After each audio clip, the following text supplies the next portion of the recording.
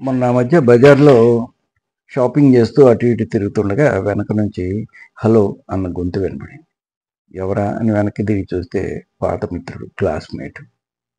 మా ఇద్దరికి మధ్య ఎంతో అనుబంధం ఉండేది. ఇద్దరం కలిసి సినిమాలకు వెళ్ళటం, షికారులకు వెళ్ళటం ఎంతో తిరిగాం. అలాంటి మిత్రుడు కనిపెట్టేసరికి నాకు ఆనందంతో మాట రాలేదు. సరే, ఇద్దరం కలిసి ఓ హోటల్‌కి వెళ్ళి అక్కడ ఓ టేబుల్ దగ్గర సెటిల్ అయ్యాం. పిచ్చాపాటి అవి ఇవి మాట్లాడుకుంటూ ఉండగా అతను అన్నాడు, అవును షార్ట్స్ చేస్తున్నావుగా చూస్తున్నాలే అని అన్నాడు. ఆనందంతో నా మొహం చింకిచాటంత అయింది. మరి అది అని ఏదో చెప్పబోతున్నాను. ఇంతలో అతను, అవును షార్ట్స్ కామెడీ చేస్తున్నావు బాగానే ఉంది, మధ్యలో సీరియస్ వీడియోలు ఏమిటి అన్నాడు. అంటే మరి సమాజంలో ఏదైనా జరిగినప్పుడు మనం స్పందించాలి కదా అన్నాను నేను. స్పందించొద్దని నేను అనను, కానీ నువ్వు కామెడీ బాగా పండిస్తావు, దాని మీదే కాన్సన్ట్రేట్ చేస్తే బాగుంటుంది అని నా ఉద్దేశం అన్నాడు. దెబ్బకి టప్ టప్ టప్ టప్ అంటూ నా చొక్కా కుట్లు దిగిపోయాయి, ఉబ్బిపోయాయి కదా.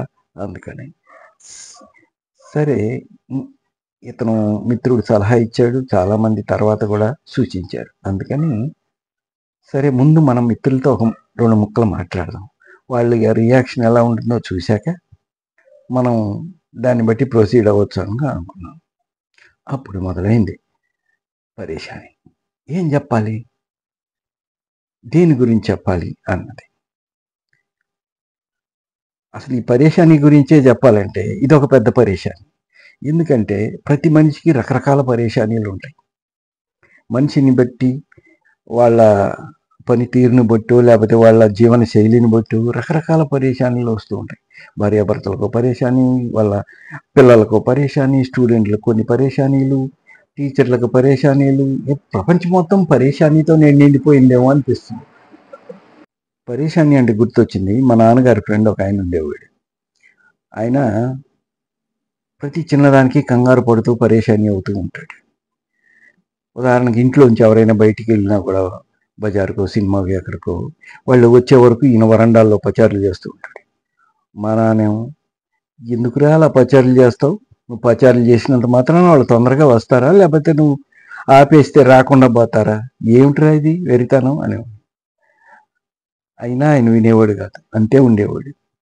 నేను అనుకునేవాడిని, చెప్పులు అరిగిపోవు అలా తిరిగితే అని. మనం పిల్లవాళ్ళం కదా అప్పుడు, మన లెవెల్ ఆలోచనలు మనకుంటాయి అక్కడ. ఆ టైంలో మనకుండే పరేషానీలు ఏముంటాయి, హోంవర్క్ ఎలా ఎగ్గొట్టాలి, తర్వాత ఒకవేళ క్లాసుకి సెలవు వస్తే, లేదా స్కూల్కి సెలవు వస్తే ఎక్కడికి వెళ్ళాలి, ఎలాంటి అల్లర్లు చేయాలి, లేదా పండక్కి మనం ఊరు వెళ్తామా వెళ్ళమా, ఇక్కడే ఉంటే ఏం చేయాలి, లేదా పండక్కి సొంత ఊరు వెళ్తే అక్కడేం చేయాలి, రేపు వచ్చే పండక్కి ఏం బట్టలు కొనుక్కోవాలి, ఇలాంటి చిన్న చిన్న పరేషానీలు ఉండేవి. అప్పట్లో జీవితం పెద్దగా పరేషానీలు ఏముండేవి కాదు, ఒకటి అరా, అవి మరింత విసిగించేవి కూడా కాదు. అన్నిటికన్నా పెద్ద పరేషాని నెక్స్ట్ క్లాస్కి ప్రమోట్ అయ్యి కొత్త పుస్తకాలు కొనుక్కునేటప్పుడు మొదలయ్యేది. అప్పుడు పుస్తకాలు అంతగా తేలిగ్గా దొరికేవి కాదు. దానికోసం బుక్ షాపుల చుట్టూ తిరుగుతూ ఉండేవాళ్ళం. వాళ్ళకి ముందే రిక్విజిషన్ ఆర్డర్ ఇచ్చి పెట్టుకునేవాళ్ళం. నువ్వు నాకు ఇవ్వాలి, నేను నీకు ఇదిగో ఇంత అడ్వాన్స్ ఇస్తున్నాను, అవి వచ్చాక నాకు ఇవ్వాలి అన్నట్టు. ప్రతిరోజు సాయంకాలం వెళ్ళి బుక్స్ వచ్చాయా అని అడగటం, అతను లేదంటాం, లేదా సైన్స్ ఒక్కటే వచ్చింది ఇది తీసుకెళ్తాం అనటం, ఇలాంటివి జరుగుతుంది. మొత్తానికి బుక్స్ సెట్ అంతా సాధించాక అది ఒక పెద్ద విజయం.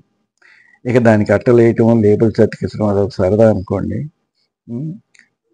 ఆ పిల్ల స్థాయిలో పిల్ల పరేషానీలు ఉంటుంది. మన పేరెంట్స్కి ఏమో వచ్చే జీతం ఎంత, అందులో కటింగ్ పోన ఇంత వచ్చింది, దాన్ని దేనికి ఇంత సర్దాలి, పొదుపు ఎంత చేయాలి, ఇలాంటి పరేషాన్లో పేరెంట్స్ కొట్టుకుంటున్నారు. పాపం అప్పట్లో వాళ్ళకి జీతాలు కూడా పెద్దగా ఉండేవి కాదు. ఇప్పుడంటే ఐటీలు అవి ఇవి అన్నీ వచ్చేసినాయి, అందరూ లక్షల్లో కోట్లలో సంపాదించేస్తున్నారు. కానీ అప్పుడు అన్నీ మామూలు సాధారణ జీవితాలు, సాధారణ జీతాలే కదా. సో అప్పుడు పొదుపే లక్ష్యంగా సాగేవి జీవితాలు. వాళ్ళ పరేషానీల్లో వాళ్ళు మునిగి తేలుతూ ఉంటే మనం మన పరేషానీలను ఎలా తీర్చుకోవాలా అని మనం చూస్తూ ఉండేవాళ్ళం. ఇప్పుడు అందరూ పొదుపు సంగతి ఎవరు మాట్లాడుతున్నారు, ఎప్పుడు ఖర్చు పెడదామా అన్న ఆనందంలోనే ఉన్నారు. ఇప్పుడు జీవితాలు అవి. అసలు పరేషాని అంటే ఏంటి? పరేషాని అంటే వర్రీ అంటాడు విజయరావు. మా ఫ్రెండ్ లేండి. వాడి పరేషాని ఏంటంటే నవ్వు ఆపుకోవటం. వాడికి ఉత్తి పుణ్యానికే నవ్వు వచ్చేసేది పాపం. వాడిని మేము మరి కొంచెం నవ్వించి క్లాస్ మధ్యలోనూ లేకపోతే ఇంకో చోట నవ్వించేసి వాడిని పెద్దవాళ్ళు క్లాస్ టీచరు తిట్టేవాళ్ళు. ఎందుకురా ఎకలు పక్కపక్కలు అని. నవ్వించిన వాళ్ళం మేము గంభీరంగా తెరచాటు నుండి మౌనంగా నవ్వుకుంటూ ఉండేవాడు. పాపం వాడే బలి అయిపోతూ ఉండేవాడు. అయినా పాపం కోపగించుకునేవాడు కాదు. వాడు అదొక తరహా మంచి మనిషి.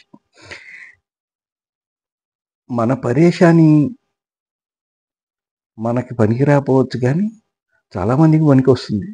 మెడికల్ షాపుల వాళ్ళకి, హాస్పిటల్ వాళ్ళకి, మెడికల్ ల్యాబుల వాళ్ళకి, తామర తుంపర్లుగా పుట్టుకొచ్చే హాస్పిటళ్ళకి, వీళ్ళందరికీ అదొక ఆదాయ వనరు.